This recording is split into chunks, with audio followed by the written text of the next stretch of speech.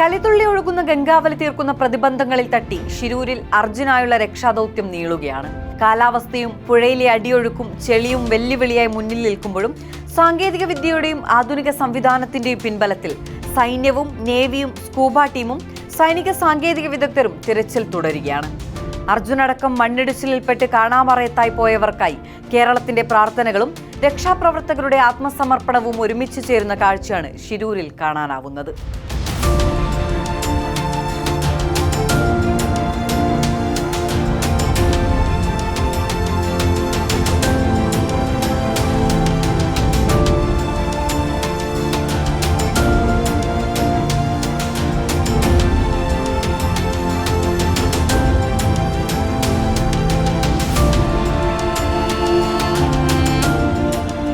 നേവിയിലെ മുങ്ങൽ വിദഗ്ധരെ പോലും വട്ടം കറക്കിയ ഗംഗാവലിയിലെ കുത്തൊഴുക്കിൽ അർജുൻ അടക്കമുള്ളവരെ തിരയാൻ മത്സ്യത്തൊഴിലാളികളായ മുങ്ങൽ വിദഗ്ധരും എത്തിച്ചേർന്നിരിക്കുകയാണ്.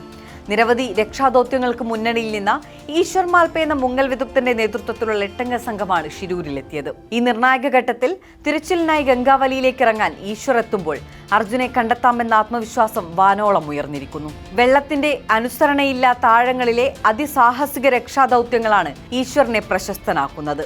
ഉടുപ്പിയിലെ അക്വാമൻ എന്നറിയപ്പെടുന്ന ഈശ്വർ ഗംഗാവലിയിലെ കുത്തൊഴുക്കിനെ കീഴടക്കണമേ എന്ന ഉള്ളുരുകലിലേക്ക് കൂടിയാണ് കേരളവും കണ്ണിച്ചേരുന്നത്.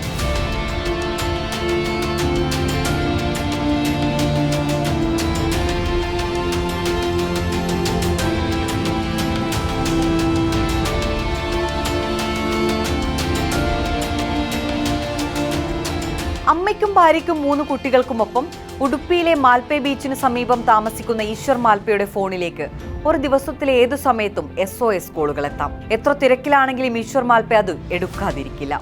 ഒരു ജീവന്റെ മിടുപ്പ് നിലനിർത്താനാവാം ആ വിളിയെന്ന ബോധ്യത്തിൽ ഒറ്റ വിളിക്കപ്പുറം ഈശ്വർ ഉണ്ടാകാറുണ്ട്. കഴിഞ്ഞ 20 വർഷത്തോളമായി ഏത് അപകടം പിടിച്ച വെള്ളത്തിലേക്കും ഊളിയിട്ട ചരിത്രം അവകാശപ്പെടാനുണ്ട് ഈശ്വറിന്. ഈശ്വർ ഇതിനകം 20 പേരെ വെള്ളത്തിൽ നിന്ന് രക്ഷപ്പെടുത്തുകയും 200 മൃതദേഹങ്ങൾ കണ്ടെടുക്കുകയും ചെയ്തിട്ടുണ്ടെന്ന് വിവിധ റിപ്പോർട്ടുകൾ പറയുന്നു. മാൽപേ തീരത്ത് വളർന്ന ഈശ്വർ മത്സ്യബന്ധന വള്ളത്തിന്റെ ക്യാപ്റ്റനായിരുന്നു. അതിനാൽ ഈശ്വർ മാൽപേയെ സംബന്ധിച്ച് കലിതുള്ളി എത്തുന്ന വെള്ളത്തിന്റെ ഏത് രൗദ്രഭാവവും ചിരപരിചിതമാണെന്ന് വേണം പറയാൻ. വെള്ളത്തിനിടയിൽ 3 മിനിറ്റ് വരെ ശ്വാസം പിടിച്ചു നിൽക്കാനാകുമെന്നതാണ് ഈശ്വറിന്റെ കഴിവ്. അതിനാൽ പല സമയത്തും ഓക്സിജൻ കിറ്റില്ലാതെ ഈശ്വർ വെള്ളത്തിലിറങ്ങി ജീവൻ പുറത്തെത്തിച്ചിട്ടുണ്ട്.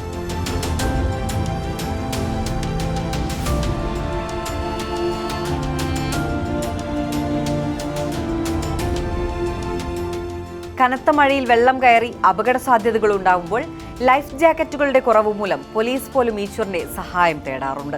മറ്റുള്ളവരെ സഹായിക്കുന്നത് കടമയായി കാണുന്നയാളാണ് മാൽപേ എന്നാണ് പോലീസുകാർ പോലും പറയുന്നത്. കോവിഡ് ലോക്ക്ഡൌൺ കാലത്ത് ഉടുപ്പി ആസ്ഥാനമായുള്ള ഒരു ഹോട്ടൽ ഉടമ കടുത്ത സാമ്പത്തിക ബാധ്യത മൂലം നദിയിൽ ചാടിയ സംഭവം ഓർമ്മിച്ചാണ് പോലീസ് ഇക്കാര്യം ചൂണ്ടിക്കാണിച്ചത്. പുലർച്ചെ 3 മണിയോടെ ഈശ്വറിന്റെ ഫോണിലേക്ക് കോൾ എത്തുന്നു. മിനിറ്റുകൾക്കുള്ളിൽ സംഭവ സ്ഥലത്തെത്തി ഈശ്വർ ഇരുട്ടിൽ നദിയിലേക്ക് എടുത്തു ചാടി. ഒടുവിൽ ഒരു കല്ലിടുക്കിൽ നിന്നാണ് ഈശ്വർ അദ്ദേഹത്തിന്റെ ജീവൻ മുങ്ങിയെടുത്തത്. 10 വർഷം മുമ്പ് മാൽപേക്ക് സമീപം കടലിൽ ചാടിയ 10ാം ക്ലാസ് വിദ്യാർത്ഥിയായ പെൺകുട്ടിയെ ഈശ്വർ രക്ഷപ്പെടുത്തിയിരുന്നു. പരീക്ഷയിൽ തോറ്റതോടെ ജീവിതം അവസാനിപ്പിക്കാൻ തീരുമാനിച്ച വിദ്യാർത്ഥിയായിരുന്നു അത്. കടലിൽ ഒഴുകിപ്പോയ 2 ആഴക്കടൽ മത്സ്യബന്ധന ട്രോളുകളെ തിരിച്ചെത്തിച്ചതും മത്സ്യബന്ധന ബോട്ടിന്റെ ക്യാപ്റ്റനായിരുന്ന ഈശ്വറിന്റെ സാഹസികത പട്ടികയിലുണ്ട്. ഏറ്റവും ഒടുവിൽ കഴിഞ്ഞ വർഷം സെപ്റ്റംബറിൽ വിഷാംശമുള്ള വാതകം ശ്വസിച്ച് ഈശ്വറിന്റെ ബോധം നഷ്ടമായിരുന്നു. മത്സ്യബന്ധന ബോട്ടിലെ അറയിൽ കുടുങ്ങിയ മത്സ്യത്തൊഴിലാളിയെ രക്ഷിക്കുന്നതിനിടയിലായിരുന്നു ആ സംഭവം. ഇന്ന് ഗംഗാവലി, കാർവാർ തുടങ്ങിയ സ്ഥലങ്ങളിലെല്ലാം രക്ഷാദൗത്യത്തിനെത്താൻ ഈശ്വറിന് ഫോൺ കോൾ എത്താറുണ്ട്. അടിയൊഴുക്കുള്ള പുഴയിലിറങ്ങി പരിചയസമ്പന്നരായ സംഘവും ഇന്ന് അദ്ദേഹത്തിനൊപ്പമുണ്ട്. നിരവധി പേരെ ഈ സംഘം രക്ഷപ്പെടുത്തിയിട്ടുണ്ട്. നിരവധി മൃതദേഹങ്ങൾ പുഴയിൽ നിന്ന് മുങ്ങിയെടുത്തിട്ടുണ്ട്. ആ ആത്മവിശ്വാസത്തിൽ തന്നെയാകാം ഗംഗാവലിയിലെ കുത്തൊഴുക്കിലേക്ക് അർജുനെ തേടി ഈശ്വറും സംഘവും ഇറങ്ങുന്നത്.